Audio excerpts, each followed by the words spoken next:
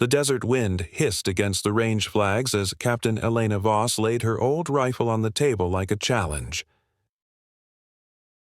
The heat pressed down in waves, bending the horizon until the targets at the far end seemed to flicker in and out of existence. The firing line was empty except for a row of soldiers and the tall, sharp-shouldered figure of Colonel Marcus Dane. His uniform was crisp, untouched by dust, and his expression carried the certainty of a man who already believed the outcome. Voss unrolled a faded canvas mat, set the rifle down, and ran a hand along the worn walnut stock. The steel was scratched, darkened by years of oil and sand, but she knew every mark like the lines on her palm. This rifle had traveled with her across continents, through too many places that didn't exist on maps. Its custom scope bore a faint engraving on the ring, her father's initials, cut there decades before. "Captain Voss," Dane said, voice carrying across the line, "I requested evaluation, not a museum display. That relic belongs behind glass, not on my range." A ripple of chuckles moved through the younger troops. Voss said nothing. She studied the flags that whipped above the sand berms, wind steady at about 12 miles per hour, cutting across from left to right. Heat shimmer rose in thin curtains, breaking the sight picture into mirages. Staff Sergeant Owen Hale, standing a step behind the colonel, shifted his weight and crossed his arms. His grin was half hidden beneath his beard. "With respect, sir, I've heard stories of that rifle. It's put rounds on target farther than most of us can dream." Dane didn't look at him. "Stories don't win battles, Sergeant. Precision technology does." He turned back to Voss. "If you insist on using that antique, prove it. Target is 2,700 meters. Steel plate, 4 feet wide. Hit it or pack your bag." The words hung in the air like a verdict. Voss felt the eyes of the line on her, some waiting for her to stumble, others quietly curious. She lowered herself to the mat, the desert grit pressing into her elbows. Her movements were deliberate, calm, almost ritual. She drew the bolt back with a clean metallic snap, inspected the chamber, and slid around into place. The colonel's voice came again, sharp as the sun overhead. "Range is hot. Show us what outdated craftsmanship can do." Voss settled behind the scope. The reticle swam for a moment as the mirage danced, then steadied. She measured distance against the mil dots, dialed elevation, over 60 MOA up, and held her breath. She remembered the first time her father had placed the rifle in her hands. "It's not the steel that matters," he had told her, "but the patience behind it." Hale crouched nearby, his voice low enough not to challenge the colonel but clear enough for her to hear. "Wind stiff, 12 left to right, mirages heavy, call it 1.4 mils hold-off." She adjusted, exhaled slowly. Through the glass, the target wavered like a ghost. A lesser shooter would be swallowed by the distance. She focused only on the center mass, ignoring the chatter behind her. Dane folded his arms. "Any day now, Captain. At this range, your bullet will take nearly 3 seconds to arrive. Long enough for the rest of us to drink coffee and watch it miss." She let his words dissolve into silence. The rifle became an extension of her body, heartbeat syncing to the rhythm of breath. "Send it," she whispered. Her finger tightened. The trigger broke clean. The rifle bucked against her shoulder, the casing spun free, and the bullet began its invisible arc across desert air. For nearly 3 seconds, nothing moved except the shifting haze. Then a metallic clang echoed back faintly, sharp and undeniable. The steel plate rocked, split by a neat fracture running down its center. The line went silent. Hale allowed himself the smallest grin, nodding once toward her. Voss lifted her head, eyes calm, expression unchanged.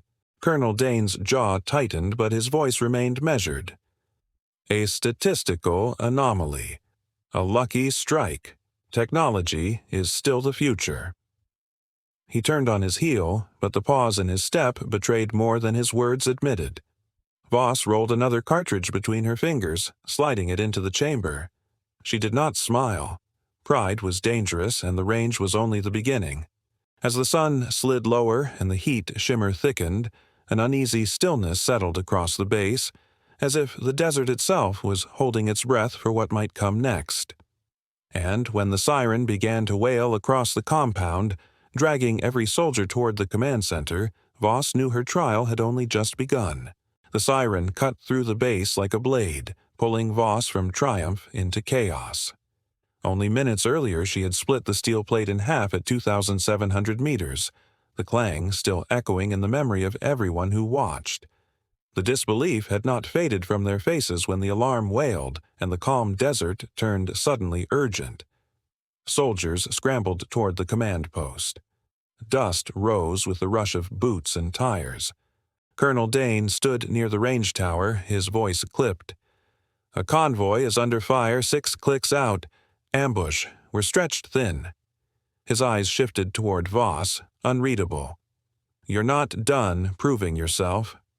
Sergeant Hale was already jogging toward the trucks, checking his carbine. "Let's move. Voss, grab your kit." She did not hesitate. She slung her rifle, the same battered bolt action the colonel had mocked, and climbed into the open back of the vehicle. The desert heat clung to her, sweat already tracing lines down her neck. She pulled her hat lower, steadying her breathing. They drove fast, suspension rattling over dirt tracks. Sergeant Jaden Cross sat beside her, wiry and restless, a tablet balanced on his knee with a drone feed flickering across the screen. "I'll get eyes overhead," he said. His voice was tight, eager to prove that technology would solve what human eyes could not. Voss studied the terrain as they moved. Low ridges, shallow canyons, places perfect for an ambush. She had seen it before in lands that looked the same, different only in the name of the sand.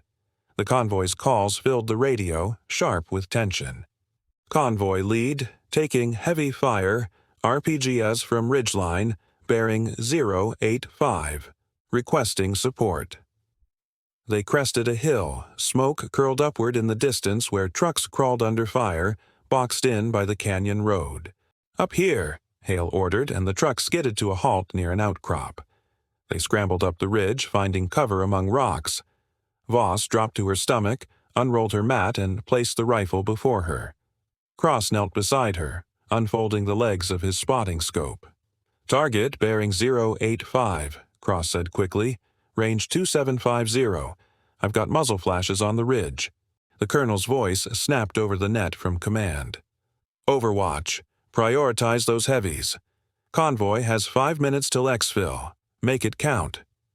Cross zoomed in on his scope. "Wind 10, maybe 11 right to left. Mirage heavy. Hold 1.3 mils." Voss dialed elevation and settled in. Through the scope she saw faint figures darting behind rocks, one lifting a tube launcher onto a shoulder. "Range is hot," Hale said. "Send it," Cross confirmed. She exhaled and squeezed. The rifle cracked, brass spun, and seconds later the enemy's launcher fell in 2 pieces, the man stumbling backward. The convoy's lead vehicle pushed ahead. "Impact. Solid hit," Cross breathed, shock flickering through his voice. But the relief was brief. The drone feed on his tablet sputtered, froze, then dissolved into static. He tapped furiously. "Signal's jammed. I've lost the feed." Dane's voice came harsh through the radio. "Negative on drone support." "Jamming confirmed. Rely on visual." Cross swore under his breath. "Without the feed, I can't—" He stopped, meeting Voss's eyes. Her calm unsettled him. She adjusted her scope, watching the convoy inch forward under fire. "Then we do it the old way." Another RPG team emerged on the far ridge. Cross spotted them through glass. "Bearing 090. Range 2780. Hurry, they're lining up." She shifted, adjusted windage, and fired again. The explosion never came. The tube clattered empty as its operator crumpled. Cross blinked at the target, then at her. "You're reading Mirage without tech." "Mirage tells the truth if you listen," she said. The battle thickened. Gunfire rattled across the canyon, rounds snapping over their ridge. Hale returned fire with short bursts, forcing heads down. "Convoys pinned again," Voss tracked movement deeper in the canyon. Mounted guns barked from a hidden nest, pinning the last two trucks. She ran numbers in her head, adjusted her dope, and fired. The weapon shattered, scattering fighters into the dust. Cross shook his head, still calling corrections, but his tone changed. Less certain, more reverent. Bearing 075, range 2755, wind 12. You got this. Her hands moved with mechanical calm, yet her chest tightened. Each shot carried not pride, but the weight of every soldier trapped on that road. Time was sliding away, 5 minutes shrinking to 4, to 3. The radio spat panic from the convoy. Lead vehicle disabled, taking heavy casualties. Need relief now. Voss steadied, sighting another muzzle flash. Trigger broke, enemy fell. Cross whispered the call before she even asked. Impact. Dane's voice returned, quieter this time. Keep firing. They need every second. The colonel's tone carried something new. Urgency stripped of arrogance. The ridge shook with return fire. Dust spattered Voss's scope, but she wiped it clear, breathing slow. The old rifle never faltered, each shot precise, deliberate. She ignored the strain in her arms, the burn of sun on her back. Only the target mattered. Then silence began to creep back, broken only by the distant engines of the convoy pushing through. Hale lifted his head, sweat cutting rivers down his face. They're breaking off. Convoy's almost clear. Cross lowered his scope, staring at her rifle like it was something he had never understood until now. You just held off an ambush with a relic. Voss rolled the bolt, chambered another round, and kept her cheek pressed to the stock. Relics don't matter. Results do. The last of the convoy vehicles roared past the canyon, limping but alive. Over the radio came a breathless transmission. Convoy to Overwatch. Thanks for the cover. We're clear. The ridge grew still again. Only the echo of shots lingered. Cross exhaled and laughed once, incredulous. I'll never call that rifle outdated again. Hale slapped her shoulder. You just proved that old steel beats new screens any day. Voss said nothing. She stayed behind the scope, eyes tracing the horizon. The battle was done, but the desert never promised quiet for long. And when a glint of sunlight flashed from the far ridge, a glint too steady, too deliberate to be stone, she knew the fight was not over yet.